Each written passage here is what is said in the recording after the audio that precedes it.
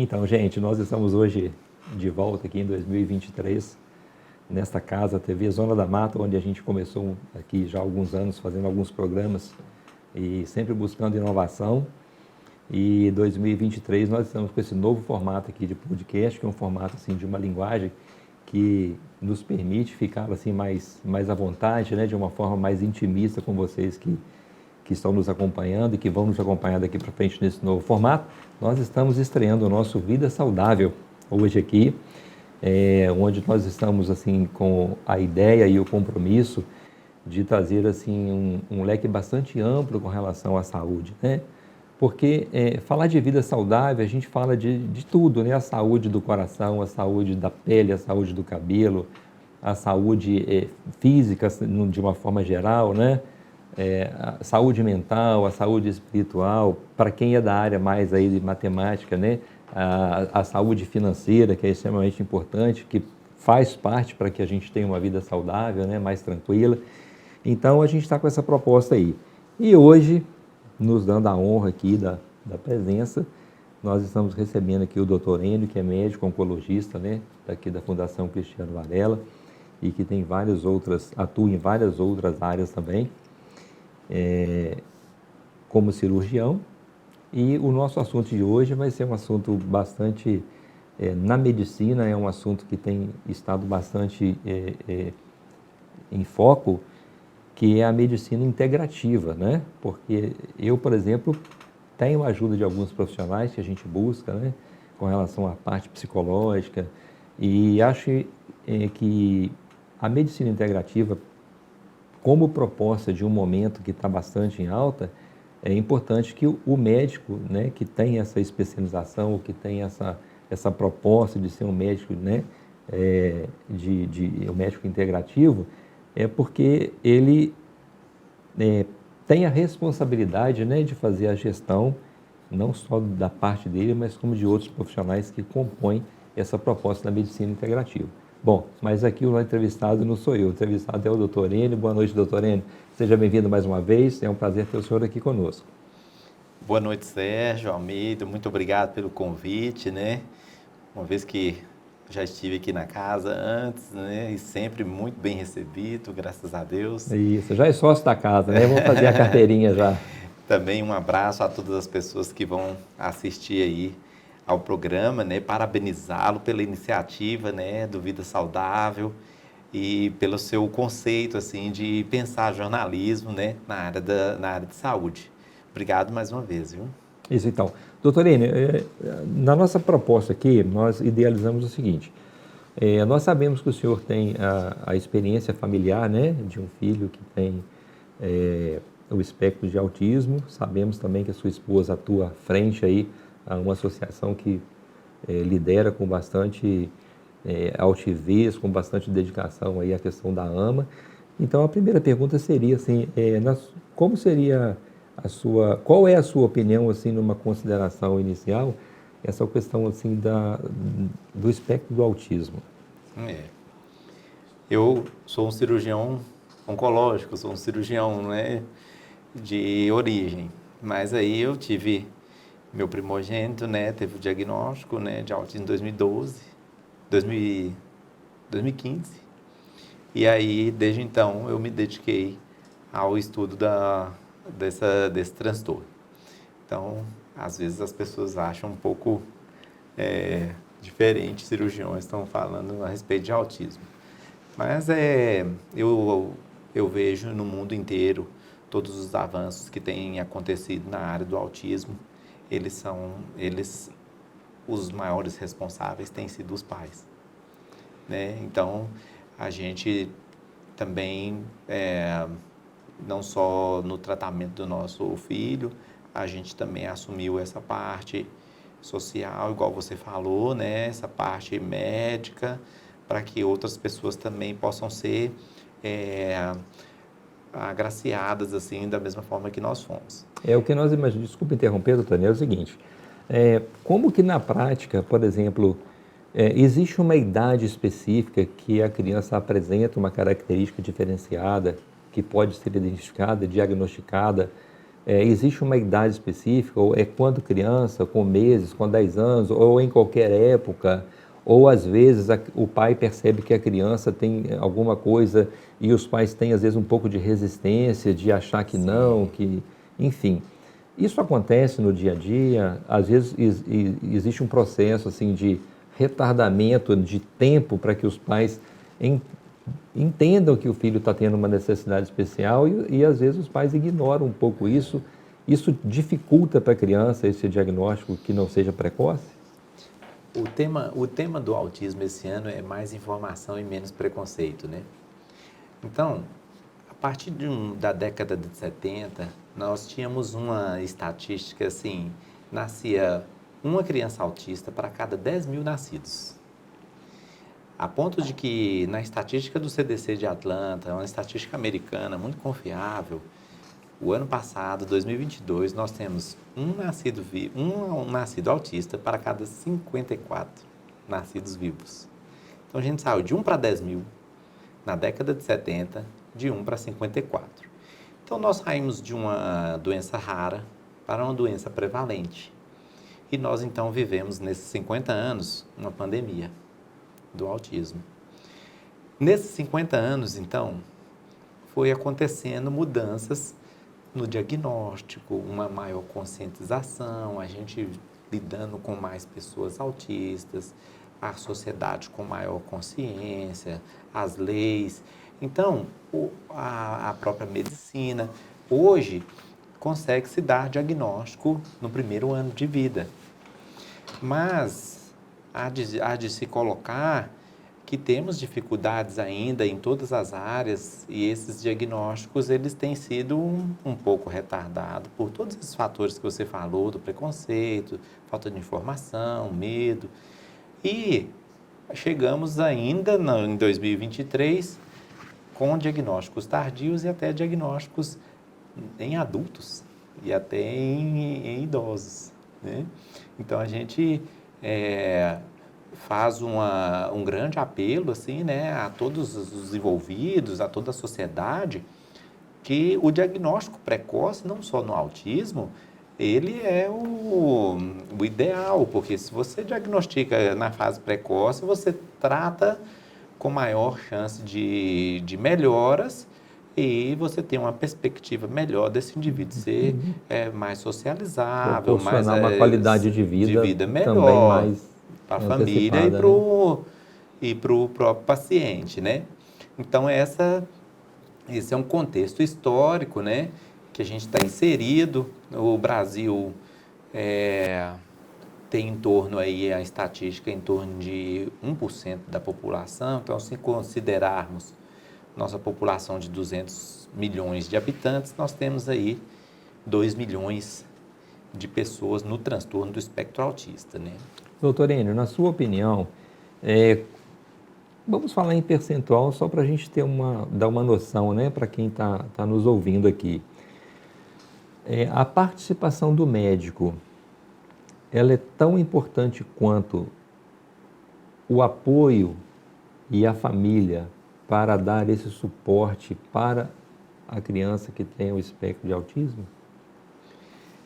Todos os Porque agentes são porque o importantíssimos. médico por si só, se em casa a criança não for acolhida ou percebida, ou a família não tentar também suprir, né, algumas coisas que são importantes para ajudar, eu acho que essa parte médica talvez ela não seja uma parte muito expressiva que vai dar um resultado que a criança precisa ou o paciente, né? Assim, no atendimento mais atualizado assim do autismo, temos colocados para os médicos que eles são agentes principais nesse tratamento, porque a partir do momento que há uma grande suspeição da família e que chegue até o médico, então ele precisa fazer um plano terapêutico, uma proposta de tratamento personalizada àquela família, àquele paciente, e ele tem que ser o ponto-chave desse tratamento, em que ele vai coordenar uma série de ações porque o tratamento ele é multiprofissional, multidisciplinar, e o médico sozinho também ele não vai conseguir dar todo esse suporte. Então, ele faz a coordenação isso. Então, eu acho integrada. eu estou vendo aqui, doutor Enio, eu acho que aí é onde entra o tema até principal aqui do nosso encontro, que é falar sobre a medicina integrativa. Eu acho que já começa a justificar isso aí, né? O que acontece é que o autismo ele é um transtorno sindrômico. Então ele tem várias formas de apresentação. Cada autista é um autista único. Então a medicina tradicional até então vinha colocando conceitos que não estavam contemplando o tratamento todo e as famílias e os pacientes não estavam conseguindo melhoras. Essa diferença que o senhor falou aí, essa característica única, ela é única, ela não é única, desculpa a expressão, porque ela tem muitas diferenças de paciente para paciente, ou ela é uma única coisa com graus diferentes? Também tem os graus, mas também a apresentação de cada um é diferente. Dado que o nome foi elevado a espectro, transtorno do espectro. Então, quando você tem um espectro, você tem uma gama muito grande de apresentações de sintomas que eles podem estar presentes ou não, e muito variáveis. Então, nesse tema, assim, a gente tem a medicina tradicional não trazendo assim tudo que a expectativa da família e do indivíduo. A gente estava fazendo então uma medicina voltada apenas à parte neurológica, psiquiátrica, e que o autismo não é só isso. Quando você olha a síndrome autística, ela é uma síndrome biológica, ela é uma síndrome metabólica, ela é uma síndrome tóxica, é uma síndrome imunológica, é uma síndrome gastrointestinal que tem repercussões no sistema nervoso central. Então, a partir desse conceito, a medicina integrativa, então, trouxe uma melhora no tratamento, né? No conceito da doença e no tratamento. Então, quando a gente fala de medicina integrativa, a gente então integra todos os sistemas do corpo, sistemas biológico, com o sistema psicológico, essa integração com a integração da família, com a integração da sociedade, com a integração dos profissionais. Então você integra tanto a parte biológica, quanto a parte social, quanto a família. Então ela é uma integração plena. Então a medicina integrativa, ela veio assim a dar muito melhores resultados. Essa é uma medicina que já vem, não é nova, ela começou na década de 50, mas só nos anos 90, nos anos 2000, agora 2010, nessas décadas, é que esse conhecimento veio sendo difundido com mais força. Doutor Enio, como que as pessoas que têm a necessidade desse tratamento, desse acompanhamento, no caso da medicina integrativa, como que esses pacientes têm acesso a esse tratamento? É particular e assistido pelo SUS, pelo nosso Sistema Único de Saúde? Como que as pessoas podem procurar por esse tipo de tratamento, né, com essa complexidade aí que o senhor está expondo para nós? O acesso à saúde no Brasil é uma questão muito ampla. Então, a gente tem normativas jovens ainda, a lei Berenice Piana, que é a lei que rege o transtorno do espectro autista, ela é uma lei de 2012. A gente tem 11 aninhos só na lei. E toda lei no Brasil, você sabe que a gente tem uma certa dificuldade da aplicação dela. Mas alguns governos municipais, estaduais, têm se esforçado em oferecer medicina integrativa na rede pública. Então, a depender da região, esses pacientes têm acesso à medicina integrativa na rede pública. Também há de se colocar que medicina integrativa ela não é feita por muitos médicos ainda. Então, a gente também está tendo uma maior adesão dos médicos à medicina integrativa, né? E também a parte administrativa. Então, hoje, algumas pessoas estão conseguindo acesso à medicina integrativa, mas realmente a gente tem uma dificuldade, porque a medicina integrativa ainda está restrita a poucos médicos, a poucos locais, e realmente a gente tem valores um pouco altos ainda. Dentro dessa característica do médico que tem essa visão ou que se especializa nesse processo de integração de profissionais. Como que esses profissionais multidisciplinares veem esse momento é um aumento de demanda para esses outros profissionais? Sim, sim. Bem, a gente passou de uma demanda, às vezes, quase inexistente para um boom na demanda, assim, que não estamos conseguindo ter profissionais ou a formação.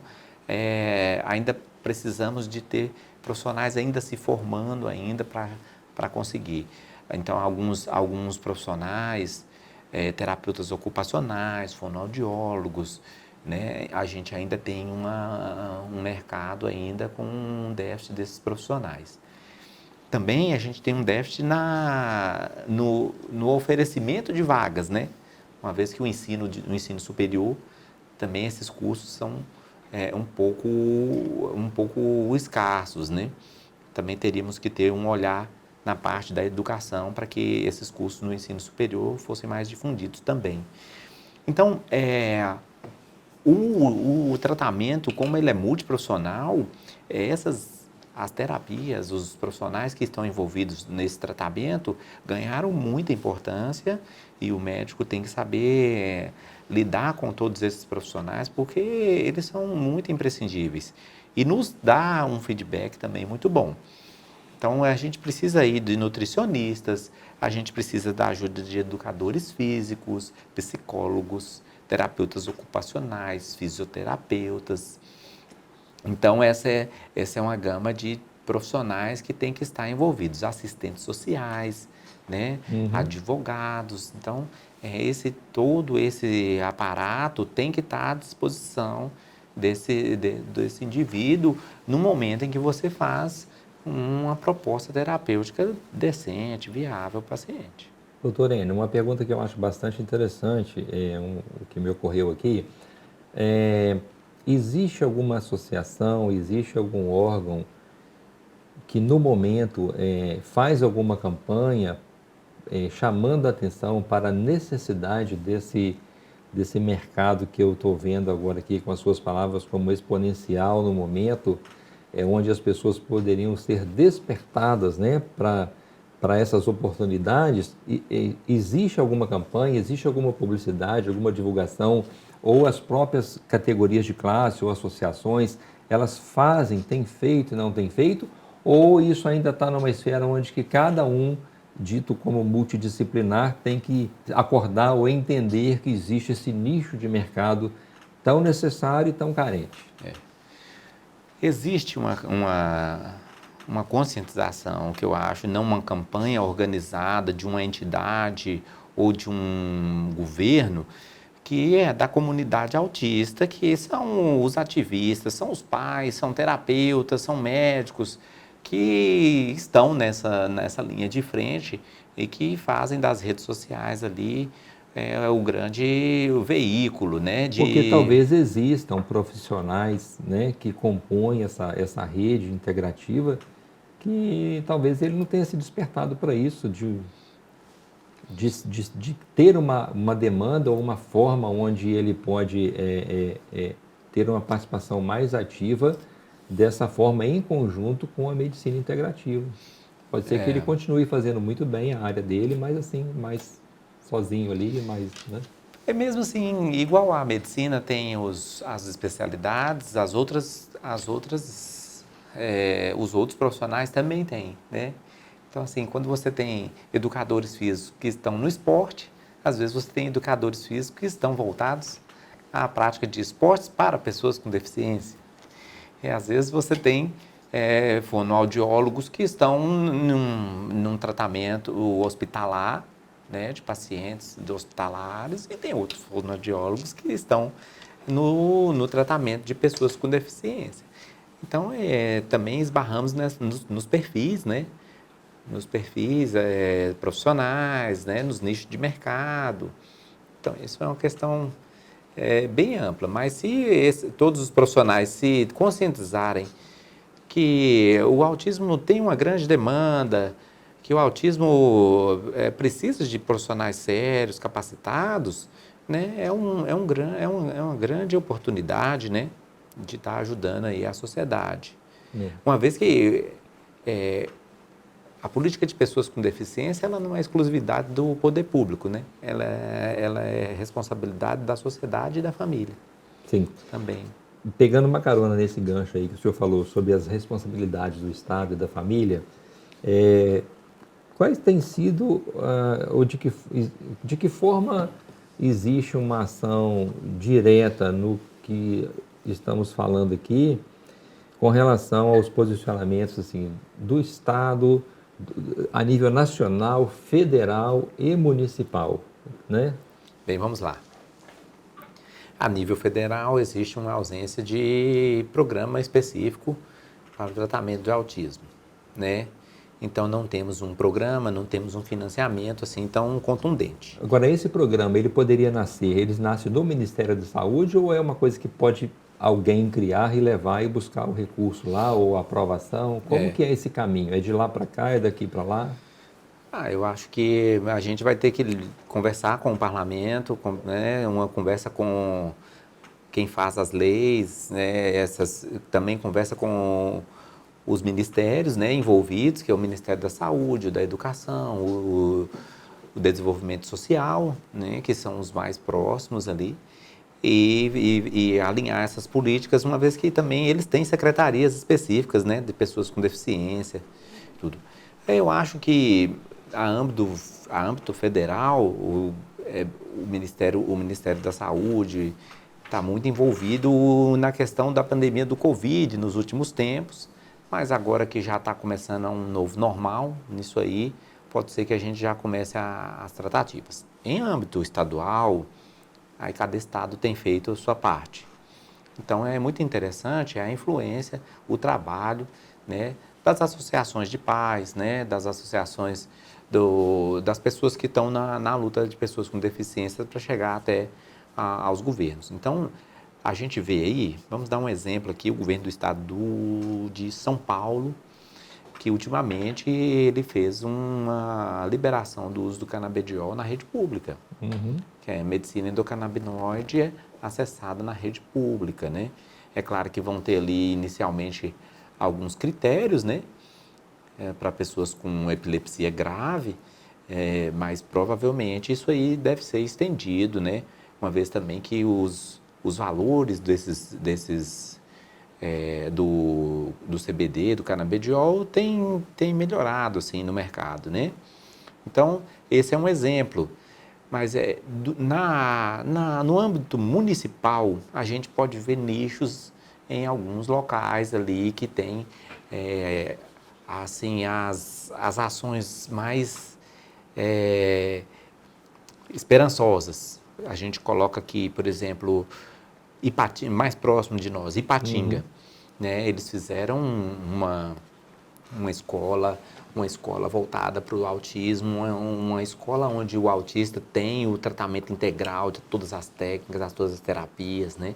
Financiado pelo poder público municipal, né? É claro que tem que passar ali uma legislação na Câmara Municipal, então é um processo em qual você culmina naquela... Então, Ipatinga é um desses exemplos. O próprio exemplo da Berenice Piana, que é a mãe aí da Lei Nacional do Autismo, que é ela lá da cidade de Itaucara, que é uma região metropolitana ali do Rio de Janeiro. Então, a gente vê qual que é o modelo do atendimento deles lá, né, multiprofissional. Então, um centro de tratamento multiprofissional para o autista, onde você tem tudo. O que a gente vê, assim, é que como o governo não alcança essas áreas, elas foram ocupadas pela sociedade civil organizada. Então, as próprias famílias se organizaram em associações, como a AMA, aqui em Muriaé, a própria APAI, que é um ente federado, né, em todo o Brasil.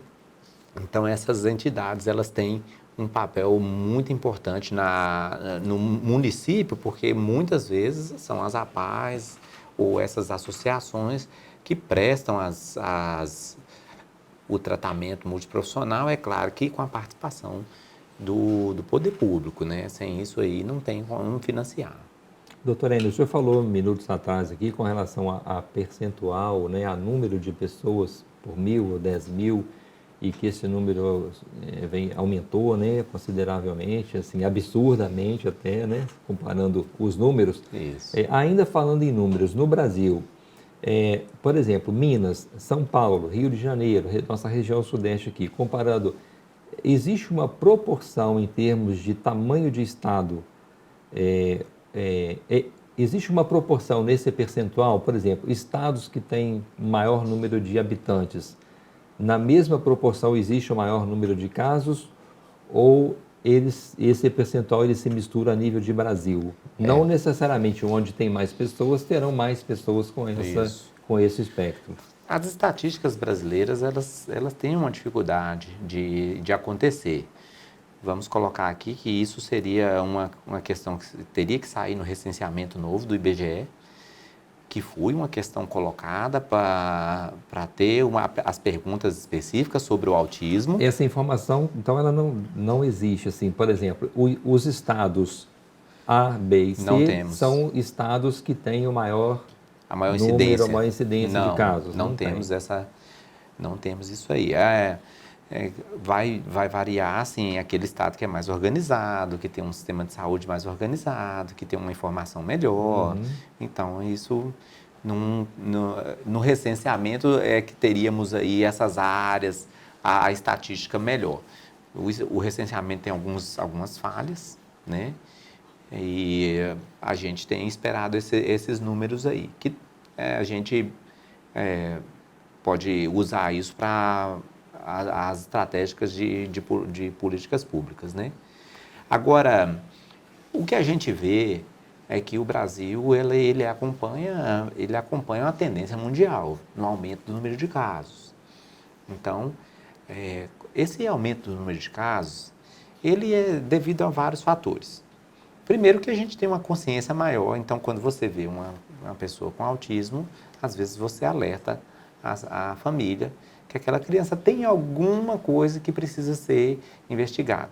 Então, essa consciência social aumentou um pouco, então aumentou essa percepção. O preconceito dentro das famílias, que ainda é forte, a gente também tem melhorado um pouco. Então, a gente vê que aí as famílias também trazem mais as pessoas com autismo, uma vez que elas são, assim, influenciadas por outras. Por exemplo, a partir do momento que uma celebridade anuncia que um filho está no transtorno do espectro autista, aquilo encoraja outras famílias. Já se sente mais confortável de encarar nossa, isso acontece também na casa do fulano, não é só com a gente. Então, isso vai dando um encorajamento das famílias, né? Outra coisa é que os próprios médicos também têm feito os diagnósticos, então tem aumentado os centros de tratamento, tem aumentado médicos que estão nessa percepção também do autismo. Agora, uma grande causa assim, desse aumento, além dessas que a gente falou, é a questão ambiental. E aí é uma questão que é muito mais séria. Uma vez que, vamos colocar assim, o uso de inseticidas, ele é uma questão que aumenta o número de casos de autismo. Isso comprovadamente, principalmente o uso do glifosato, que é um inseticida chamado Roundup. Então, Tem um estudo americano falando a respeito provando a causa e efeito desse inseticida. Uma vez que o Brasil é um país agrícola, tem um agro forte e nosso país ele tem uma legislação que permite o uso de agrotóxicos e inseticidas que não estão permitidos nos Estados Unidos e na Europa. E nós somos o maior consumidor desse produto no mundo. Então, colocando esses fatores ambientais, a gente vê que nós estamos numa crescente e temos uma perspectiva ruim de aumento. Né? Doutor Enio, vamos colocar o nosso olhar mais assim para o nosso estado, né, que é o estado de Minas Gerais, e para a nossa cidade, que é Muriaé. Eu perguntei ao senhor minutos atrás como que é, numa visão geral, o estado, a União, enfim, o município. Minas Gerais, Muriaé, em que percentual que a gente está dessa atenção dos nossos governantes? A gente está no 0, a gente está no 1, a gente está no 10, já começou, não começou? Eu acho importante essa pergunta, doutor Enio, porque eu acho importante a gente saber o que começou, o que não começou, o que já está para começar, como que a gente está. Muriaé e estado de Minas Gerais. Olha assim, a gente tem um misto de algumas vitórias, né? Algumas felicidades, algumas derrotas e uma progressão lenta nisso aí. Mas eu acho que isso é uma tendência nacional. Uhum. Nosso município precisa de muita coisa. A maioria dos nossos autistas estão sem escola, sem professores de apoio na escola. A maioria dos nossos autistas não estão totalmente cobertos pelas terapias de fonoterapia ocupacional, né? A gente tem uma cobertura pequena assim, de suplementação e de medicação que esses autistas precisam. Então, a gente está com a deficiência assim, grande nessa parte aí, né? Então, precisaríamos de uma conscientização melhor da parte política, né? É claro que não estamos no 0, porque houve avanços, mas avanços ainda tímidos, e temos aí famílias com bastante necessidade, né? Ainda sem nenhum tipo de acesso ao tratamento, né? A parte social também muito comprometida, né? Uma vez que às vezes não tem os benefícios previdenciários, né? Então, estamos aí realmente muito aquém, muito longe, né, de uma política coesa, de uma política séria, né, de uma assistência dessas famílias aí. Então, a gente precisa de conversar muito a respeito da política de pessoas com deficiência. Temos conversado, né, bastante, tem os mecanismos, né, dos conselhos, né, do legislativo, mas essa luta tem sido difícil. Tá bom. Doutor Enio, nós estamos chegando aqui ao final do nosso bate-papo.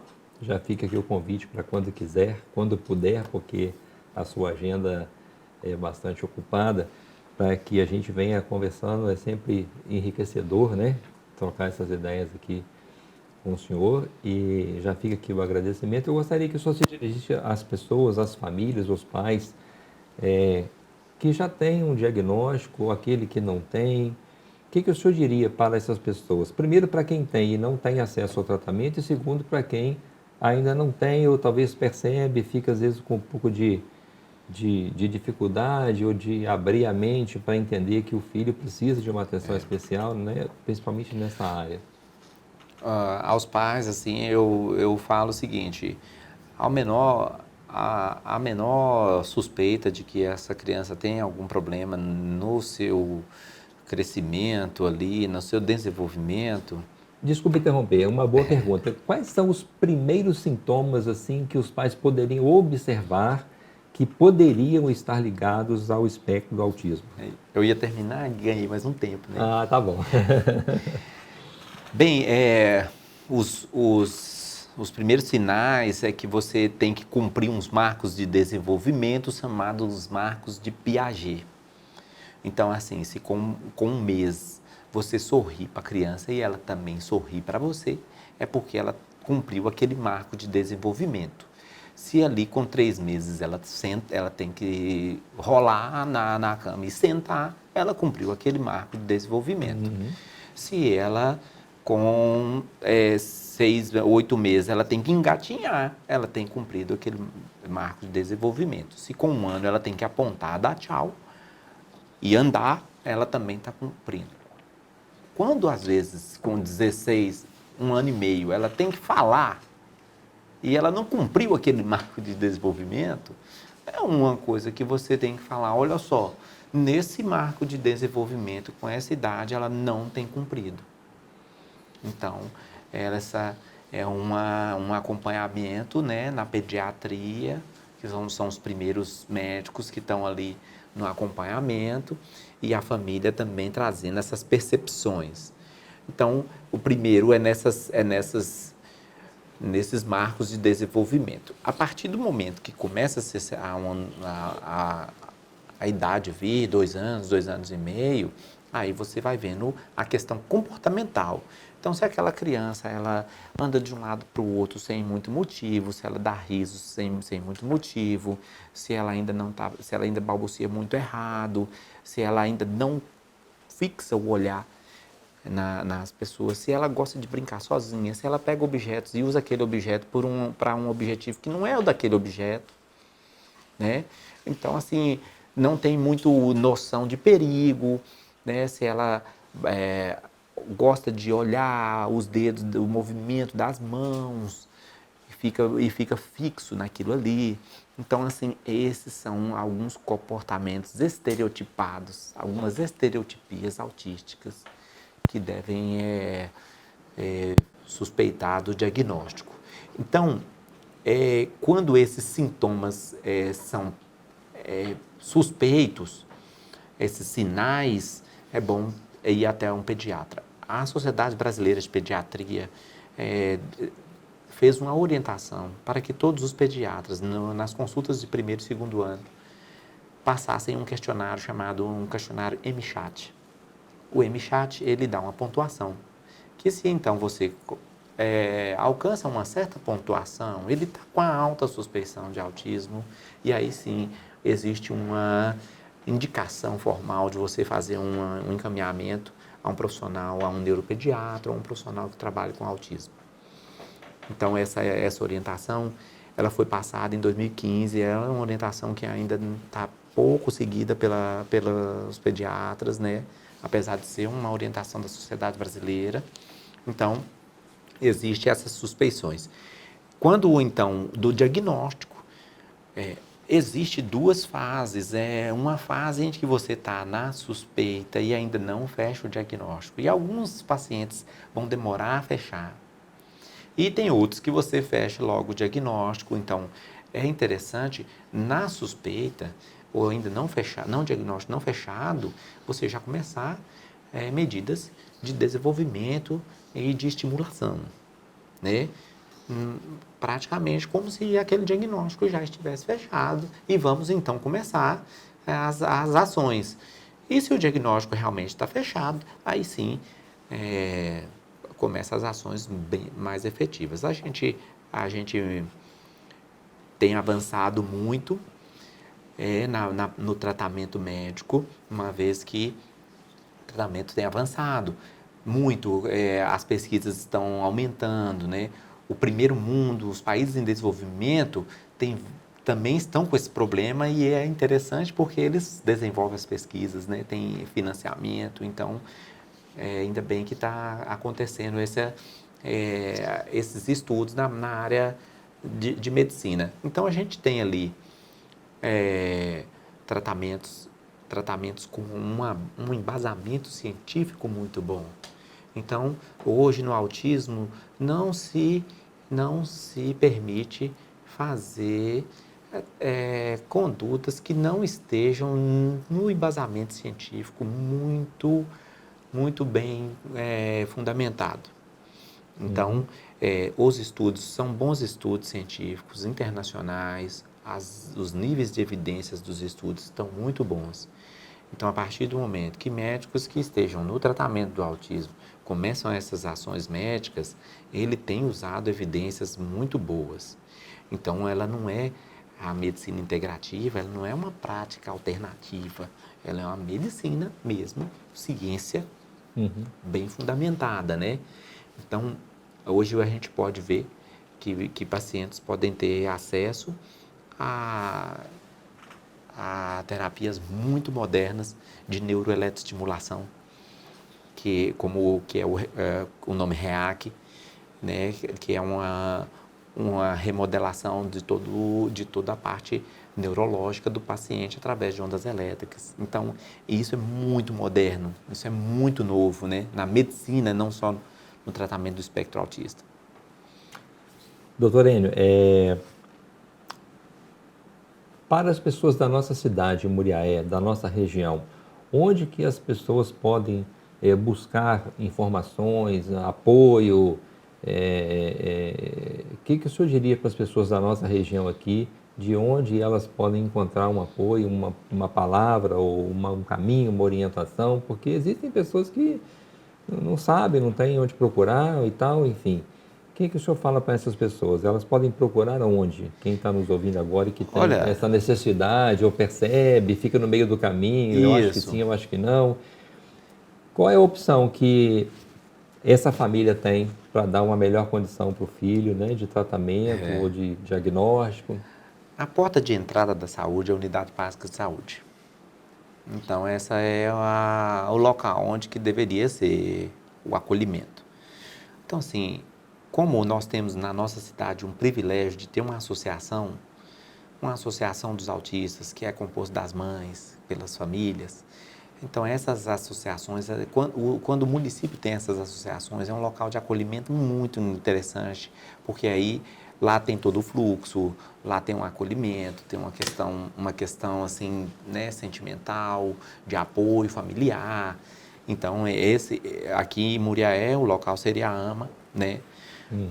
Um outro local A AMA tem, doutor, um Instagram ou alguma coisa de rede social, tem, onde as pessoas tem, podem pesquisar e buscar o muito bem contato? organizado, né? E está em constante conversa com o poder público, né? Na rede pública, que eu falei, são as UBSs, que são as portas de entrada, né? Na própria desenvolvimento social, os CRAS, né? Que são os locais de assistência social. E, assim, o único, hoje, centro de tratamento integrado do autismo é a PAI, né? Que todo o aporte é feito lá. Então, lá tem todas as terapias, médicos, né, tem a escola. Então, tem uma visão bem ampla da situação do autismo, né? Eu presido a entidade com muito orgulho, né? Fomos lá para ajudar, né, os autistas nessa questão. A PAI, ela é referência no autismo, não só para a cidade de Muriaé, mas para 5 outros municípios, né, da nossa região. Então, a gente também tem influenciado outros municípios ao redor da nossa região, uma vez que a gente tem ido a esses locais, a gente tem recebido pessoas também desses outros municípios. Eu acho que na nossa cidade são esses os locais, né? Também existem na rede privada, né? Existem muitas clínicas agora, graças a Deus. Quando o meu filho teve diagnóstico em 2015, eu passei 2 anos indo em um centro de tratamento fora do nosso município, porque ainda não existia locais assim, apenas a APAI, né? Era um centro público, né? E na rede privada, na rede suplementar, a gente não inexistia. Então, hoje a gente já tem bastante clínicas também, né? Que estão no tratamento multiprofissional, com bastante qualidade também. Ok. Doutor Enio, fica aqui o nosso muito obrigado, nosso agradecimento de coração pela sua participação, por ter tirado esse tempo aqui para dedicar para nós aqui, para os nossos internautas que nos acompanham. É sempre muito enriquecedor conversar com a sua pessoa, né? Como eu já falei no início do programa, pelo profissional, pela pessoa, pelo seu caráter, pela sua integridade, por tudo que é muito visível e muito fácil de perceber com essa transparência com a qual o senhor lida em todos os assuntos, seja na área médica, no trato pessoal. Nós estamos aqui de portas abertas, sempre que tiver alguma coisa, algum assunto, alguma novidade, estamos aqui prontos para receber o senhor e principalmente levar para as pessoas que nos acompanham a informação necessária, cumprindo também o nosso papel social, que é de informar, né, para as pessoas que ficam aí à deriva, não sabem o que fazer e tal, administrando alguns problemas que ficam sem solução por um momento. Muito obrigado. Sérgio, eu sou um fã seu incondicional, né? Eu gosto muito da forma do seu jornalismo, né? Muito responsável. E eu queria era finalizar aquela fala que eu ia colocar uma Que eu tão mal mensagem, né, para os educadamente pais. interrompi, mas vamos lá. Não, que isso. Mas aí, assim, como o tema desse ano é mais informação e menos preconceito, né? Essa informação e esse preconceito tem que surgir de dentro do seio familiar da pessoa com deficiência. Então, que as famílias se conscientizem nisso. Procurem os apoios que devem procurar e comecem a fazer os tratamentos dos seus familiares o quanto antes possível, né? Porque em um outro momento o autismo ele era não tratável e hoje ele é um transtorno tratável e a pessoa pode se socializar, a pessoa pode ser socialmente ativa, a pessoa pode ser economicamente ativa, né? Então, assim, nós vamos tirar toda essa população que vem com um diagnóstico da ociosidade do sistema previdenciário para passar para a sociedade produtiva. Eles têm capacidade. Quem tem que fazer a maior expectativa em cima deles são os pais e a família, né? Então, é preciso que eles acreditem no potencial das pessoas com autismo, porque se eles fizerem essa esperança de acreditar nesse indivíduo, ele vai, de qualquer forma ali, te dar uma resposta. Qualquer que seja essa resposta, a família vai ficar assim, satisfeita, que às vezes você lutou e teve resultado que sim ou que não, e que você pode ter uma dignidade ali nesse indivíduo. Essa é a mensagem que assim, eu sempre deixo, né, aos familiares. Então, acreditem no infinito potencial que os seus filhos têm dentro deles. Ok. Mais uma vez, muito obrigado. Eu me despeço também de você. Até o nosso próximo encontro com mais um Vida Saudável. Grande abraço.